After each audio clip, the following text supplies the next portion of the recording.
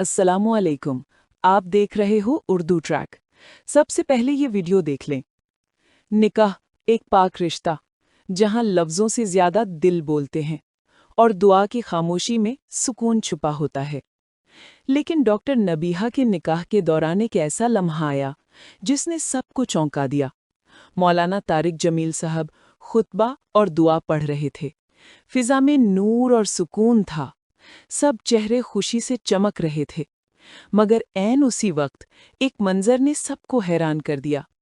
दुल्हा यानी डॉक्टर नबीहा के शौहर दुआ के लम्हे में वीडियो बना रहे थे। कैमरा उनके हाथ में था और वो पूरा मंजर रिकॉर्ड कर रहे थे।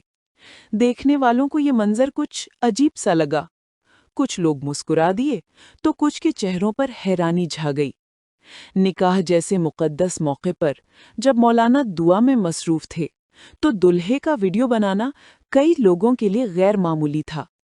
किसी ने कहा, शायद वो अपनी जिंदगी के सबसे खूबसूरत लम्हे को हमेशा के लिए यादगार बनाना चाहता था। तो किसी ने आहिस्ता से कहा, दुआ के लम्हे में कैमरा नहीं, खुलूस होना चाहिए। ये लम्हा सिर्फ एक वीडियो नहीं था, एक एहसास था कि आज हम जज्बात को जीने से ज्यादा रिकॉर्ड करने में मसरूफ हैं। आखिर दुआ के लम्हे में